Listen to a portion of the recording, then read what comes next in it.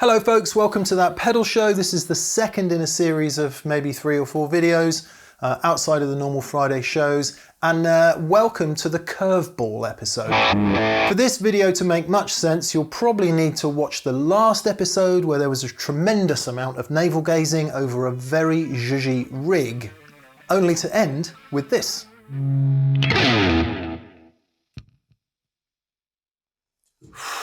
I'm buying a Marshall. Yeah, I'm buying a Marshall. it's the sound. I'm buying a Marshall. Well, you've got a Marshall. I'm buying a bigger Marshall. That proclamation had been brewing over 2 episodes, the first of which where Marshall were kind enough to lend us the 2025, that is the year 2025, 1959, that is not the year 1959, mod amp, the latest 100 watt plexi. And secondly, we needed an excuse to have a real crack at a DOD OD preamp 250 and a MXR distortion plus. Anyway, a few days after that proclamation, I headed off to Overdrive Guitars, credit card burning a hole in my pocket, just to see if they had any Marshalls. Guess what? I do have to apologise for some dodgy tuning throughout the video. It was anyway, never apologise, never explain. It is what it is, and here it is. Quite the backdrop, isn't it? I want to say thanks first of all to Lewis and Neil who run the place. I'll put a link in so you can see their wares. Met Lewis probably a year or so ago now. Lewis is over there. And they very kindly lent us the 74 Super Bass that we had at TPS for a minute there. I'll come down here. I want to try out 3 amps, maybe 3 or 4, and a couple of cabs, and just ask some basic questions. And those questions are, is 100 watts too much? Could a 50 do it? How different do 2 4x12s sound? And just kind of have at it. So amp number 1 then. This is really interesting. I don't want to talk too much, but I'll explain briefly. Marshall did a run of 1959 super leads for export to Japan. This is one of them. So it comes with a master volume mod and maybe some other stuff. They're quite rare and they're not massively popular, not least because look what they've done on the front. It's a travesty. This is in the wrong place. The reason I'm interested is it's got a master volume, which means we can get it going at slightly lower volume, although it is insanely loud. The cabinet today, what did you say it was, Lewis? Blackbacks, 78. So 1978 G12H blackback speakers, the ones with the 55 hertz resonant frequency. And as soon as we plugged it in today, well, you'll hear.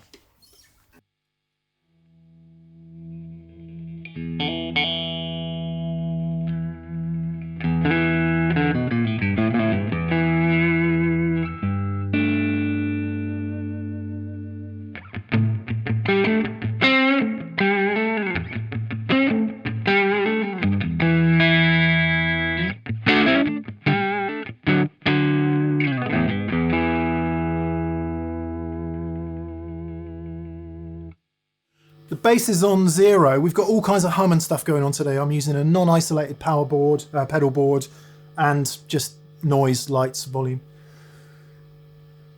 Bass is on pretty much 0. I'll turn the bass up, just get a load of this.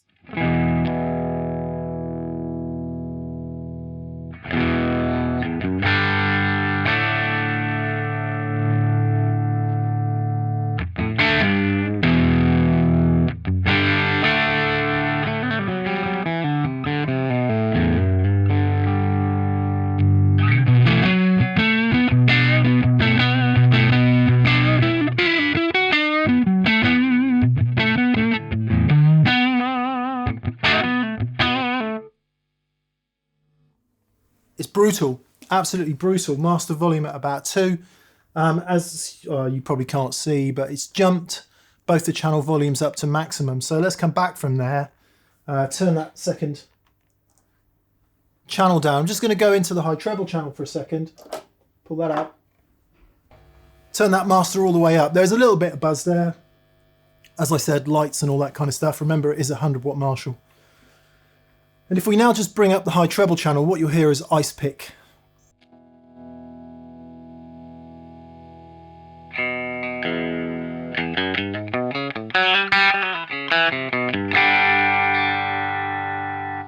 It's not nice. So we turn it down again, turn the master all the way down, crank the high treble channel all the way around, and now it'll sound smoother.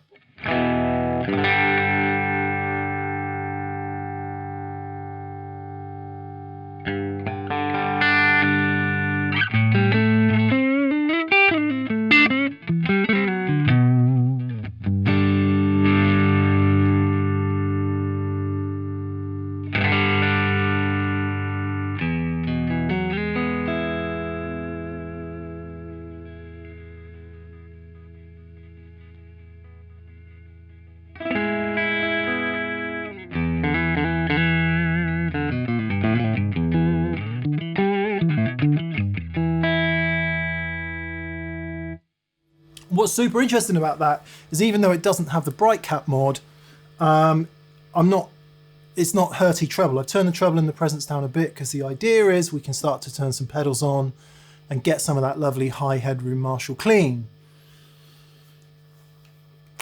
Got pedal board on the floor, I'll do some details, but I'll just add a bit of room reverb, you know, like Olympic Studios type room reverb.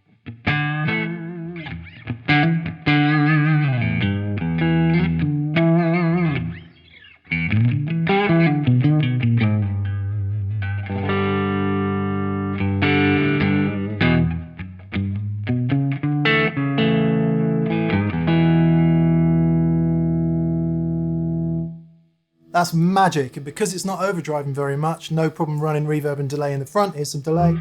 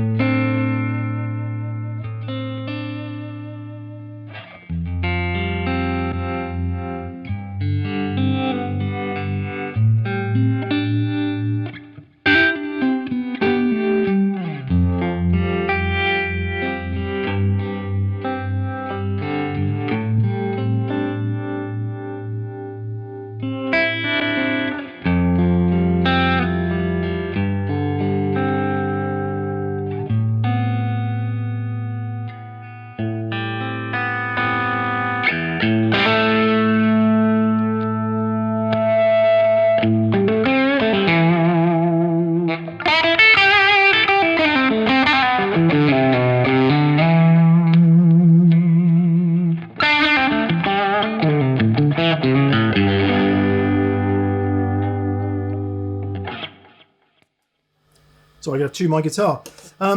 What you heard there was I turned on a harmonious monk for some harmonic tremolo, delay, reverb, and then the BK Butler tube driver to get some overdrive off the board. It's just handling it in the most spectacular way. It is loud. If we were in a TPS studio now, we'd be reading 107, 108. It's loud, but I like it. So do you need the bright cap mod? Less so if you've got the master volume. But yeah, could definitely be a contender. Is 100 watts too much? Maybe on that cab, those speakers are just putting out so much bass. But it's a lovely thing too. Let's have a swap up and actually no, let's try some humbuckers.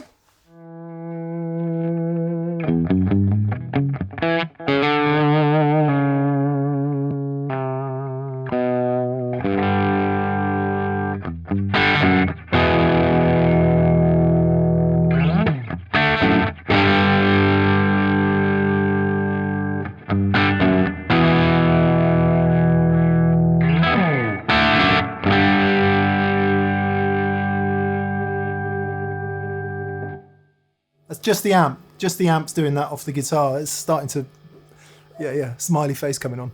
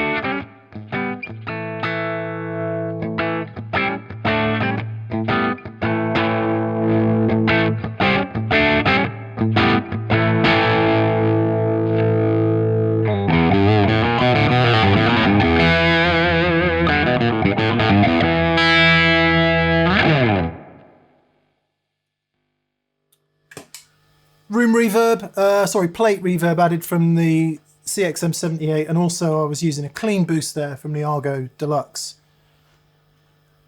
Just testing how it cleans up off the volume pot. Really nice, stays nice and bright. Okay, let's swap it out. Let's go for half as many watts. Go for a 1972 50 watt. This is 72, and that's an interesting year because it's the last of the hand-wired, before they went to a circuit board, presumably.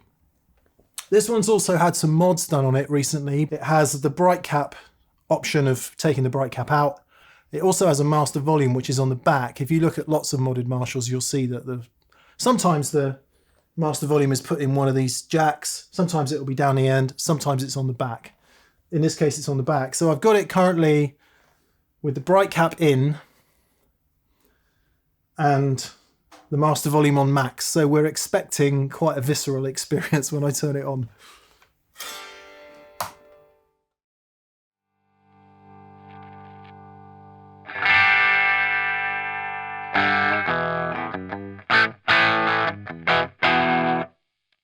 You can just imagine, can't you, going, oh, I've got my lovely vintage Marshall, and you plug that in and you're like, what? So let's get rid of the bright cap first thing.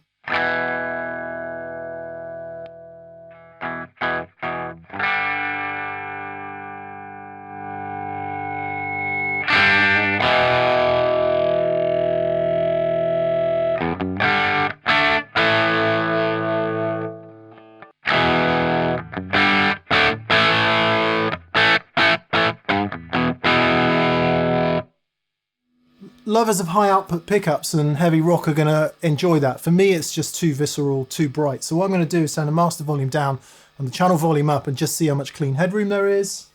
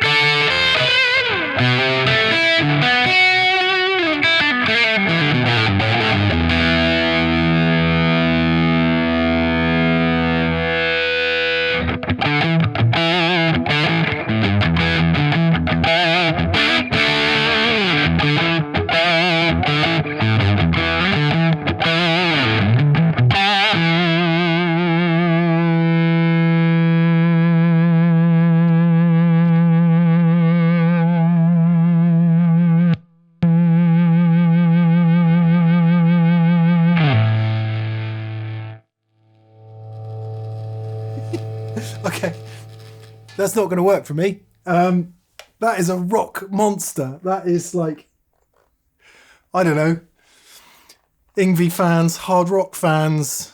That is just like Smile territory. It's not the kind of guitar I play. I have no idea how to play like that. That thing is insane. It just feels like crazy hot. I got the master volume up to around, well, let's see, I think it's about 3/4. Yeah, about 3/4. Let's just try it on full, see what happens.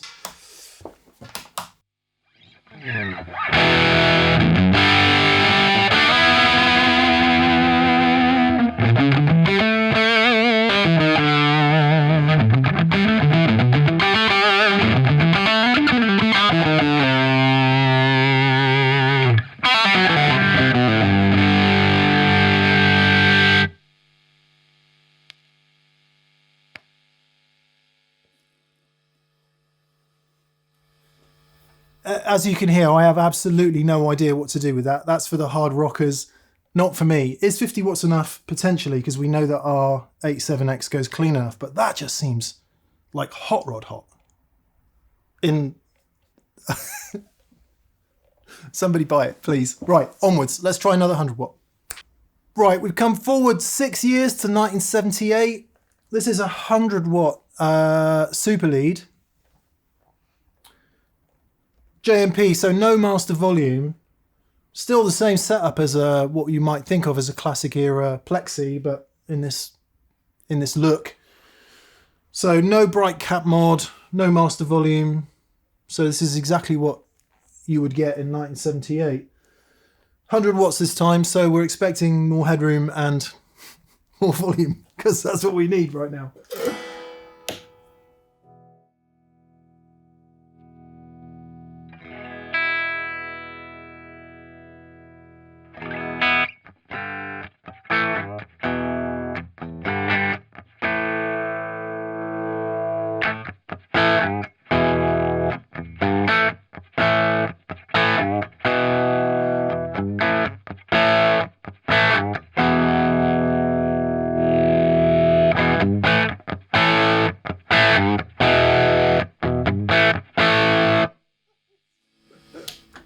It's hilarious. I can't.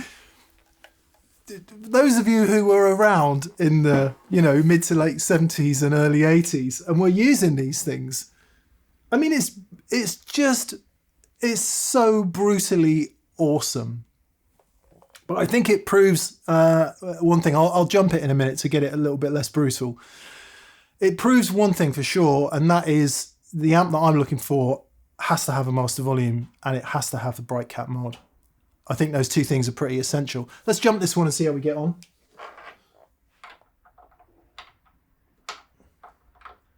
And to all the Marshall fans out there, you'll be like, heresy, how dare you? They don't sound right unless they don't have those things. Well, I accept that in the vein of heavy rock, but for what I want it for, I think it makes more sense. So we've got it jumped now, which means the two channels are jumped together. It means the other channel is in, which we can get more bass out of the other channel and maybe not have it overdriving so much in those trebles.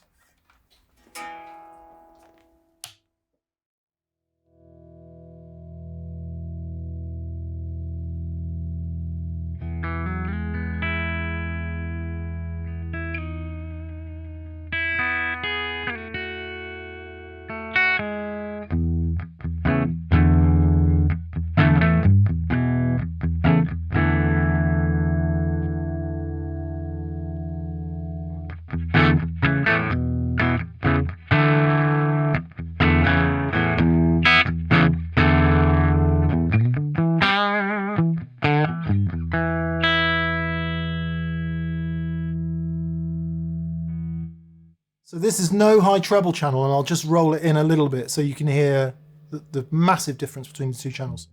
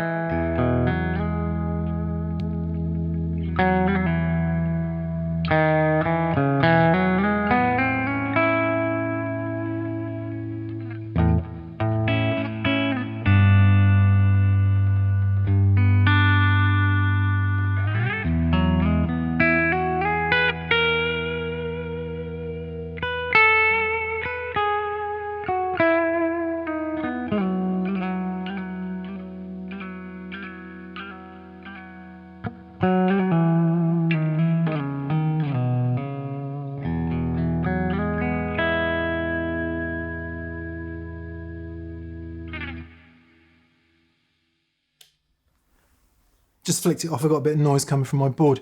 See, now that's magic, right? Loads and loads of headroom. Takes a minute to get used to because it's so fast on the delivery. You heard me skipping over a few notes there and fluffing a few bits of playing, just as you get used to the visceral nature of how it delivers. But the headroom, tiny bit of high treble channel, little bit of the other channel, normal channel, in the classic jumped way. It's just fantastic. And what you heard at the beginning of that example there was I was just holding on to some notes, and we get into that clean feedback thing, which is the natural working of the guitar and the speakers together. All of a sudden you start to create resonance, and yeah, that's the place where you can let the machines do the work. I'll just try a bit of overdrive. I'll turn the tube driver on and maybe a bit of fuzz. Yeah, interesting.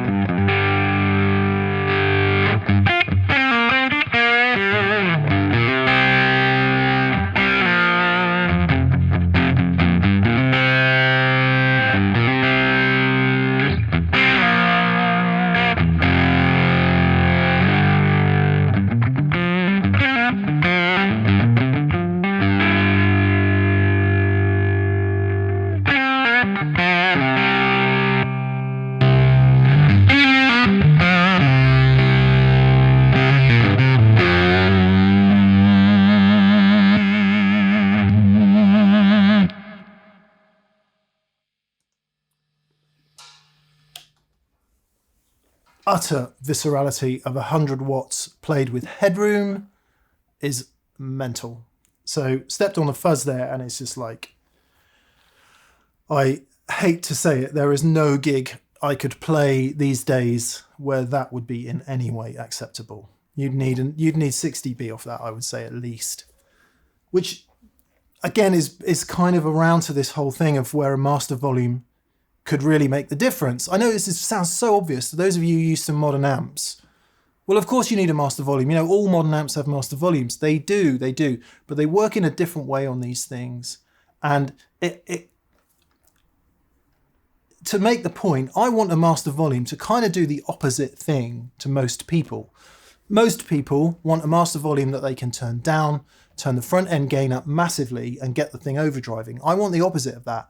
I want the master as absolutely wide open as it can be to get the headroom, and so that the front end of the amp is overdriving to the right amount. I don't want to say not overdriving, I want to say that it's overdriving to the right amount. And then if you can, tame the master back to an acceptable volume. The trouble is that master has a huge tonal effect on the amp. The more round you put it, the more response you get, the more bass, the more treble, the more everything is just happening in the amp. The minute you start to turn it back, you lose the life. So there's got to be a sweet spot in there somewhere. I love this. I absolutely love this. But if this ends up being my amp, or indeed anyone's amp, I would need to do that master volume mod. But the way it does that clean feedback thing, let's just have another listen to that. So no pedals on apart from a bit of reverb. We'll turn the delay off. Just listen to the sustain.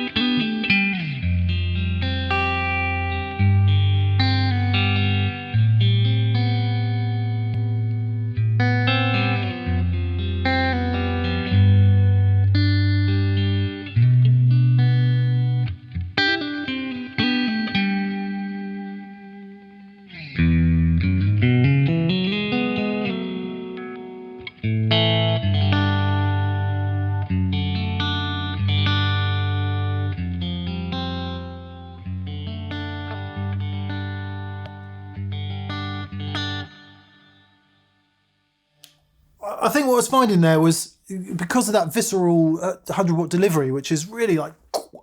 I turn my delay pedal on, which is the Bell Epoch Deluxe, and that takes off a bit of that high end. It just loads it down a bit more.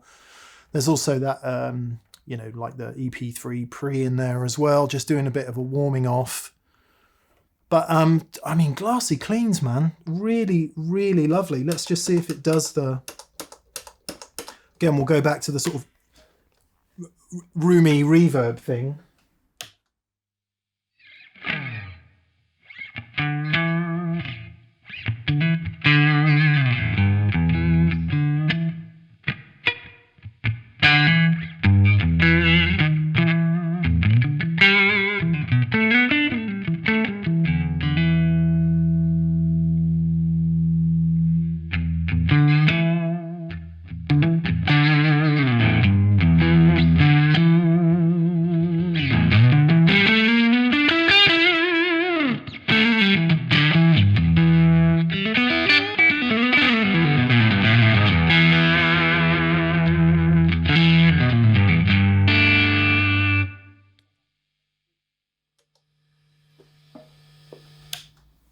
It's insane. It's insane. Okay, this is interesting. Let's swap the cab out and see what difference that makes. This one's got those 55 hertz blackbacks in, G12Hs. Let's swap the cab out. We'll keep the amp exactly the same and see what difference that makes. Cab change. This is a cab from 82. It's been re-liveried, so it's got new covering and grill cloth and logo and all of that, so it doesn't look exactly as it would have done in 82. Nevertheless, inside it has 4 G1265s, which is what I think of as the Robin Ford speaker. Medium magnet, as opposed to the heavy magnet we just had in those old blackbacks. So nothing else has changed anywhere else. I'll turn the reverb on because it was on. Let's see.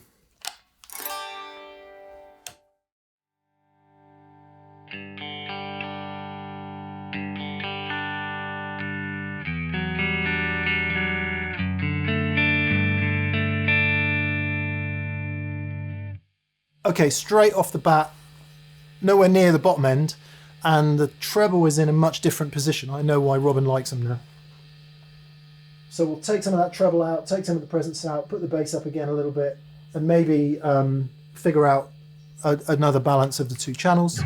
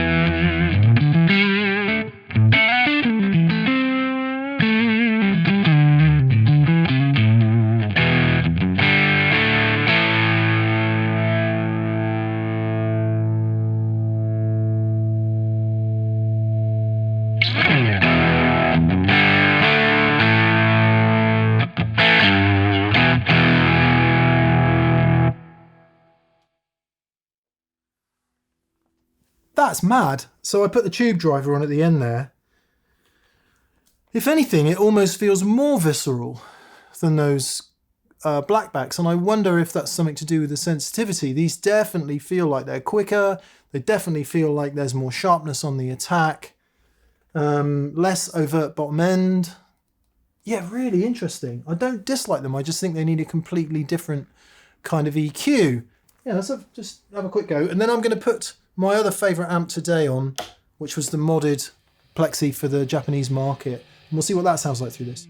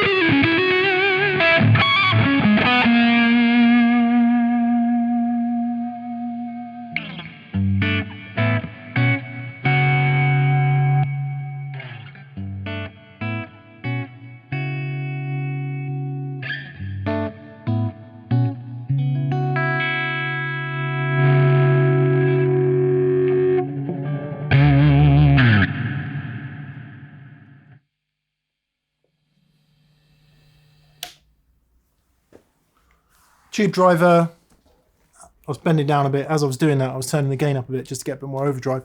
Put the fuzz face on before it, the jam pedals fuzz phrase silicon in front of it. And what's interesting about that 100 watt power section is it's just going, yeah, come on.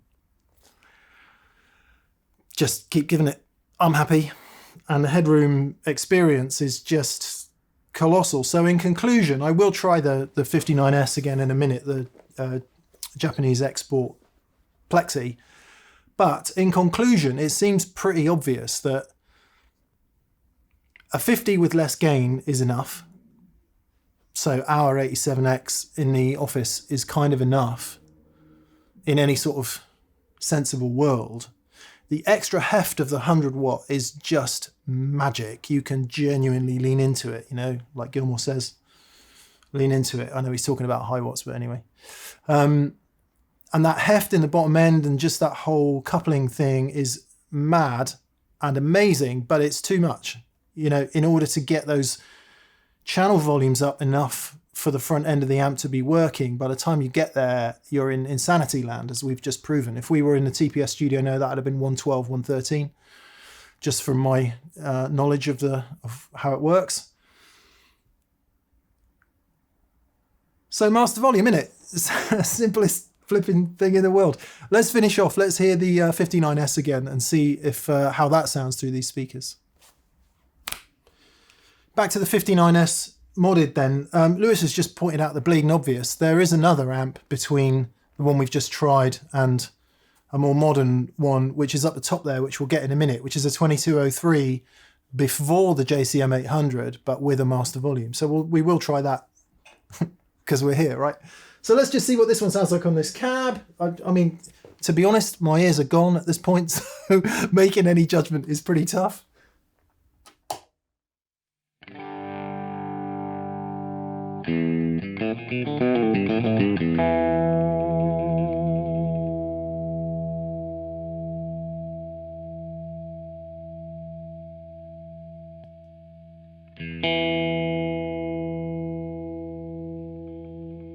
See, immediately there's something about having a channel open that just gives you that harmonic interaction, which was happening less in the other one.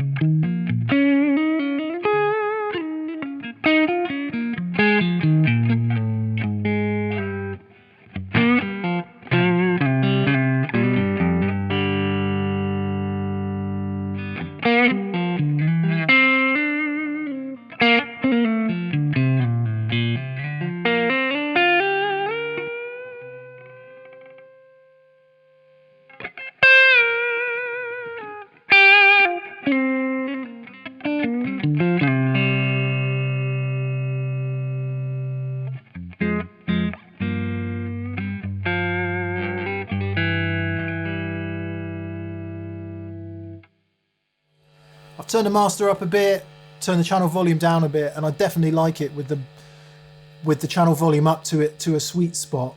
Because what will happen now is if I step on the tube driver, it'll probably get really, really loud because there's plenty of headroom there.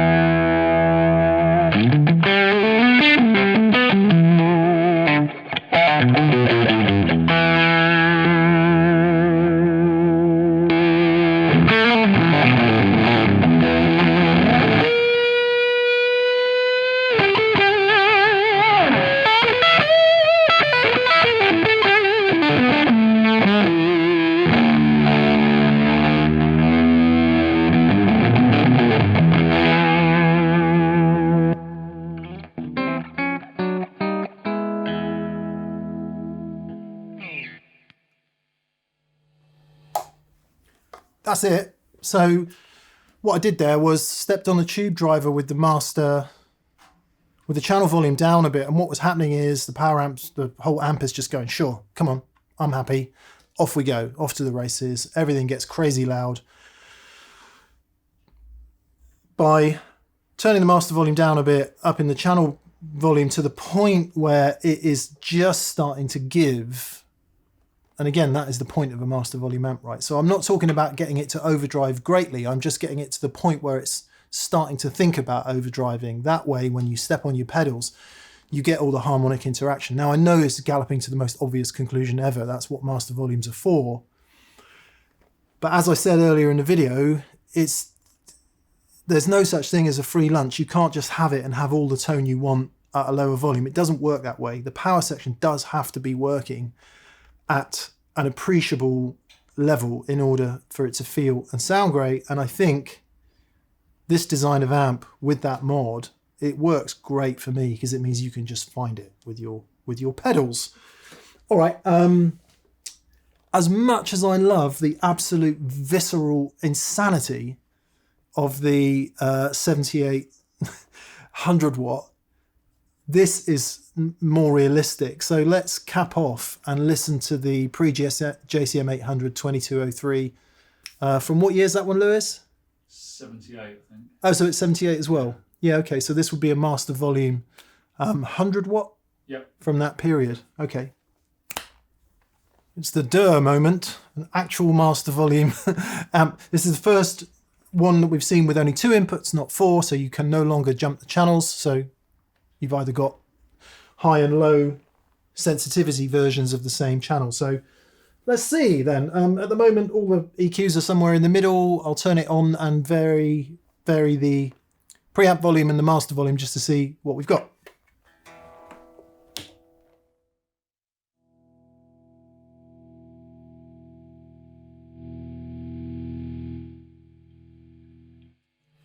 Listen to what happens to this master, right, when you get to about 6. Listen.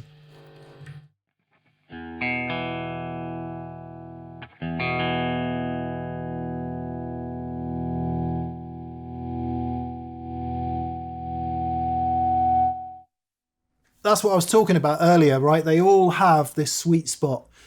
Even our deluxe reverb in the office has it, where it just goes, I'm awake. And annoyingly, you don't really want it any lower than that.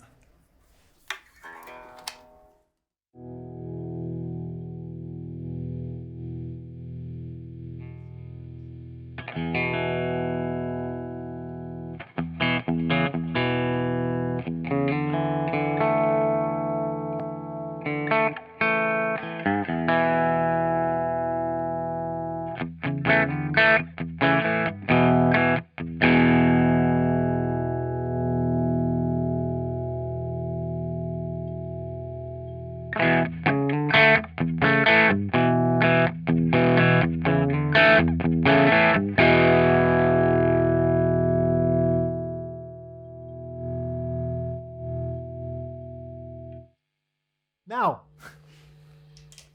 Interestingly, the preamp has exactly the same thing in almost exactly the same spot. Listen.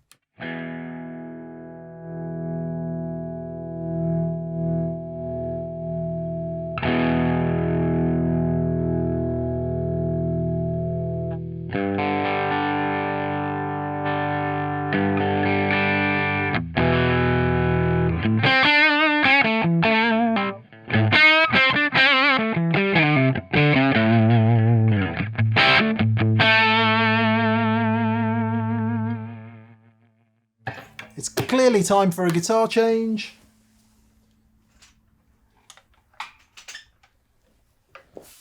So now obviously we can get into rock territory much more easily at sensible volume. If we had the dB meter here now, it would be reading about 98, 99. So we're way down from where we were before.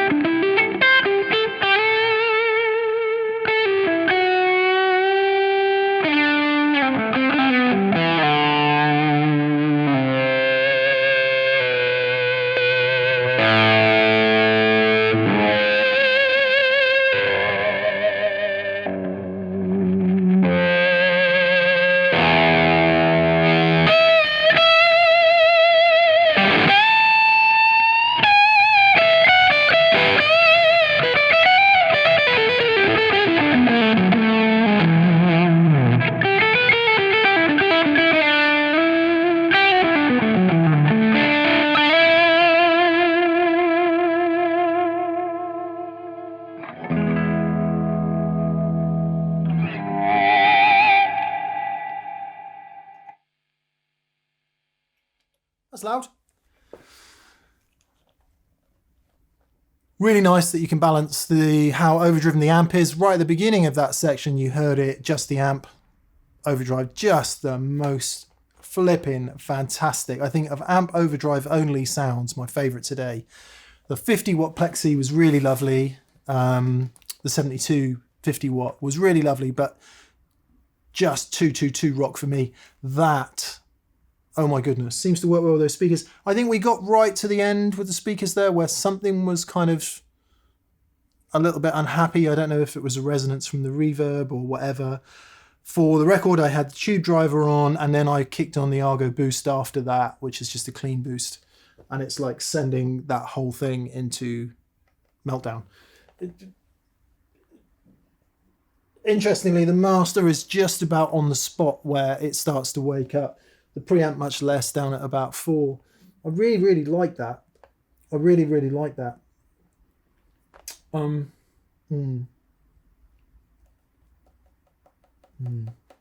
wonder they were so popular.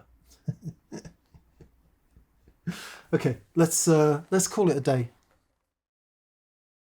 So a few days later then, I've come back. I've made a purchase, thanks to Lewis. Should have had you in the main video there. But here it is, I've come to pick it up. So I went for the oddball SLP. SL, should I say? And the A cab with G1265s, and it's going back home to scare all the people at an experience day tomorrow. Lewis, thank you very much, sir. I feel very happy. I feel very happy. Okay, right, homeward bound. Woo. There we are then, late 1980s 1959S duly purchased and 4x12 cab with the G1265 speakers, kind of a rare bird. Thanks to Lewis for doing a bit of nip and tuck to make that all work. And when the amp was serviced, it needed a couple little things doing to it and just making sure that it was all good. I also requested that the engineer remove the bright cap because I don't want it. That was the Thursday. The Friday happened to be an experience day here at that pedal show, so we had it plugged up all day long. And because it's an experience day, I also put my 2-rock next to it so we could run it wet dry in a kind of insanity rig. And well, anyway, Birmingham Guitar Show on the Sunday, Dan and I doing a spot on the live stage. Marshall lent me the 1959 mod again, and so I took along the 2-rock with a borrowed cab from Zilla and ran the 2 wet dry. Insanity has returned, so I think we'd probably better pick that up in the next episode. Thanks for watching, I'll see you soon.